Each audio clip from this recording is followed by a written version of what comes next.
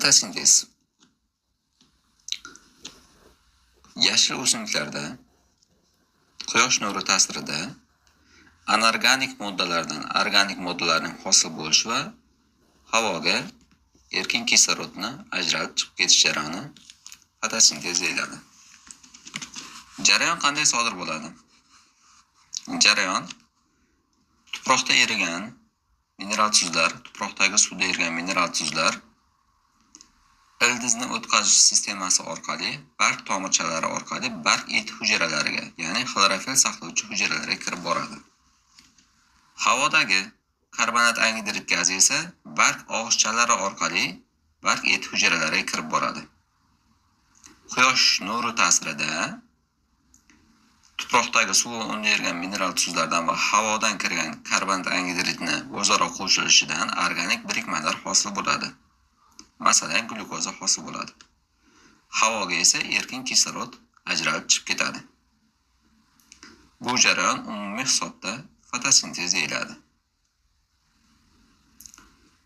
Quyoshni energiyasi fotosintez jarayonidan keyin hosil bo'lgan kimyoviy modda birikmani tarkibidagi kimyoviy energiyaga aylanadi. Bu odatda o'simliklarning kosmik ahamiyati ham deyiladi. Agar bu jarayonni izchillik bilan ko'rib chiqadigan bo'lsak, mana bargning bir bo'lakchasini olib mikroskopda qaraydigan bo'lsak, ustki bir qator zich joylashgan po'st hujayralari, ostki bir qator joylashgan shaffof po'st hujayralari hisoblanadi. Ustki va ostki po'st hujayralar shaffof bo'ladi, chunki u quyosh nurini o'tkazishi kerak. Xo'p, ustki po'stdan ostki birinchi qavat hujayralar ustunsimon shaklda mana bunday joylashgan.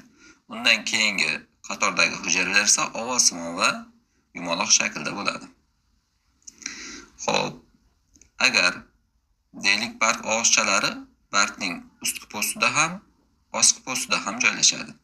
Bitta barg og'izchasini biz yiriklashtirib ko'rsatsak, hujayrasining ichida xloroplast bo'ladi. Agar biz bu xloroplastni tashqariga chiqarib ko'rsatadigan bo'lsak, mana bunday ko'rinishga ega bo'ladi. Xo'p, biz endi mana shu xloroplast bilan birinchi tanishib olamiz. Agar xloroplastni kattalashtirib ko'rsatadigan bo'lsak, mana shu ko'rinishda bo'ladi. Xloroplastning tashqarisidagi mana bu qavat xloroplastni tashqi membranasi deyiladi. Undan ichkarida yana bitta qavat bor, ichki membrana deyiladi. Va tashqi va ichki membranalar oralig'idagi bo'shliqni hosil qiladi. Agar ichki tomonga kirib qaraydigan bo'lsak, ichkarida mana bunday birliklardan iborat qismlar bor. Bu birliklar alohida tillakoidlar deyiladi. Tillakoidlar yig'ilib, jam-jam bo'lib, granalarni hosil qiladi, to'plam bo'lgan holatda. Xo'p, granala va tillakoidlar joylashgan qismdan qolgan qism bo'shliq stroma deyiladi.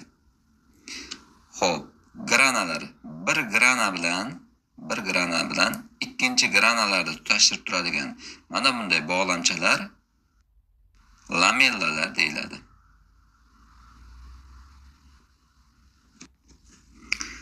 Fotosintez jarayoni ikki xil bosqichda kechadi. Yorug'lik bosqichi.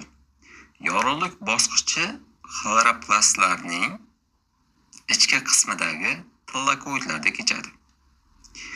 Yorug'lik bosqichi deyilishiga sabab quyosh nuri ishtirokida sodir bo'ladi bu bosqich.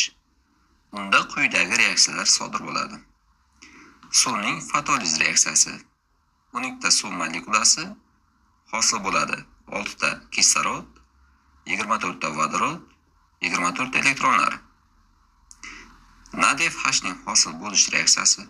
24 ta NADH, 24 ta vodorod qo'shiladi, 24 ta elektronlar qo'shiladi va 24 ta NADH hosil bo'ladi. Fotofosforlanish reaksiyasi. 18 ta ADF, 18 ta fosfat kislota hosil bo'ladi. 18 ta ADF, 18 ta suv molekulasi. 12 ta suv molekulasi qo'shiladi 24 ta NADH plus 18 ta ADF plus 18 ta fosfat kislota hosil bo'ladi. 6 ta kislorod, 24 ta NADH va plus 18 ta ATF. Biz doim e'tibor qiladigan muhim qismlar bor, yodda saqlaydigan. Masala ishlashda juda muhim ahamiyatga ega. Deylik, NADH-ning hosil bo'lish reaksiyasida har doim NADFlar, vodorodlar va NADHlar yig'indisi teng bo'ladi. Fotofosforlanish reaksiyasida ADFlar, fosfat kislotalar, ATFlar va suv molekulalari soni har doim teng bo'ladi 18 ga. Suvlar soni har doim NADH va NADH dan 2 barobar kam bo'ladi. NADHlar soni va hosil bo'lgan NADHlar soni har doim 24 bir-biriga teng bo'ladi. Hosil bo'lgan tenglikdan keyingi ATFlar soni va fosfat kislotalar soni va ADFlar soni har doim 18 ga teng bo'ladi. Masala ishlaganimizda shu qismlarni bir-biriga solishtira olishimiz, biridan ikkinchisini topa olishga e'tibor qilishimiz kerak. Reaksiyani qayta-qayta o'qib, yozib, yodlab olish shart.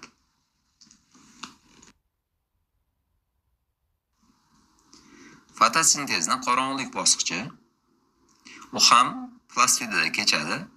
Plastidaning yorug'lik bosqichi plastidaning tillakuytida kechgan bo'lsa, qorong'ulik bosqichi plastidaning bo'shliq qismida, ya'ni stroma qismida kechadi. Yorug'lik katta ahamiyatga ega bo'lmaganligi uchun ham qorong'ulik bosqichi deyiladi. Ya'ni har qanday holatda bu yerda reaksiya sodir bo'ladi. Xo'p, qanday reaksiya sodir bo'ladi? 6 molekula karbonat angidrid qo'shiladi 24 molekula NADH qo'shiladi 18 ta ATF hosil bo'ladi. 6 molekula glyukoza, 24 molekula NADH plus 18 ta ADF plus 18 ta fosfat kislota plus 6 molekula suv hosil bo'ladi. Bu reaksiyani ham masala ishlashda ahamiyati juda katta, yoddan bilib olishingiz kerak. Agar e'tibor berib qaraydigan bo'lsalaringiz, reaksiyaning boshida karbonat angidrid va oxiridagi suv molekulalari soni teng. Reaksiya boshidagi ADFlar soni, ATFlar soni, ADFlar soni va fosfat kislotalar soni hamisha bir-biriga teng bo'ladi. NADH va NADHlar soni ham har doim teng bo'ladi. Masalan, 6 ta karbonat angidrid, 6 ta suv, 24 ta NADH, 24 ta NADH, 18 ta ATF, 18 ta ADF, 18 ta fosfat kislota qoldig'i.